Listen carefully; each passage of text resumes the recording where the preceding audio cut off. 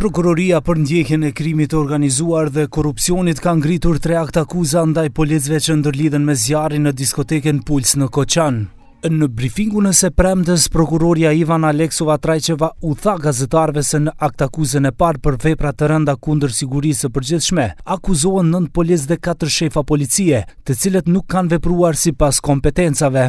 Nga 10 policët në aksion, njëri tashmë ka ndëruar jetë, kurse 4 shefat e policisë nga SPB Shtyp që ishin në detyrë ngarkohen për mos realizimin e plan veprimit aksional në terren ku kishte të organizuar mbrëmje live. Sipas videopamjeve nga diskoteka Puls në orën 2:20 më 16 mars të vitit 2025, pak minuta para se të ndodhë zjarri, kanë hyrë për kontroll 10 policë nga reparti për punë të brendshme Koçan dhe reparti policori Provi Shtipit dhe 4 shefa policor nga sektori për punë të brendshme Shtip. Të njëjtit nuk kanë reaguar për heqjen e mjeteve piroteknike që kanë qenë në skenë, nuk kanë vepruar për largimin e të miturve prezent në diskotek për të cilët u shërbye edhe alkool, por dyshohet për përdorim droge tek të tjerët, madje nuk kanë marrë masa për largimin e mbipopulluar të pranishmeve që ishin 2 fish nga kapaciteti i objektit. Këto 3 akte akuza u dorëzuan në gjykatën penale në Shkup pas kryerjes së hetimit të gjerë që përfshinte 27 zyrtar policor. Përveç akte akuzës së parë, u ngritën edhe akte akuza kundër 12 policëve të tjerë, 9 prej të cilëve akuzohen për keqpërdorim të pozitës zyrtare dhe autorizimeve, gjatë lëshimit të lejes së funksionimit të kabarest në vitin 2022 dhe 2023, gjë që mundsoi fitimin e përfitimeve të paligjshme pasurore. 3 oficer policie akuzohen për futjen e të dhënave të pasakta gjatë përgatitjes së të dhënave zyrtare dhe mundësimin e kryerjes së procedurës kundërvajtëse. Për këtë akt akuzë është paraqitur nga prokuroria për ndjekjen e krimit të organizuar dhe korrupsionit kundër 3 oficerëve të policisë, të cilët nuk i kanë kryer detyrat e tyre zyrtare.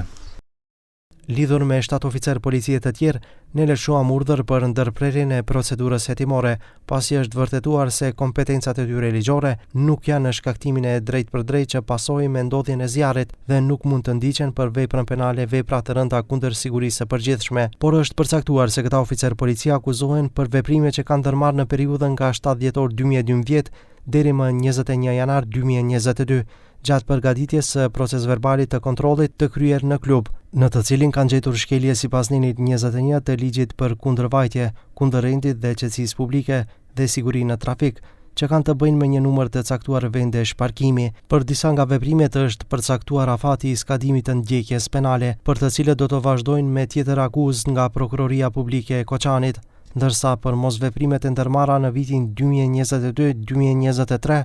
është zhvilluar një procedurë paraprake hetimore, për të cilën akuza në fjalë u ngrit sot.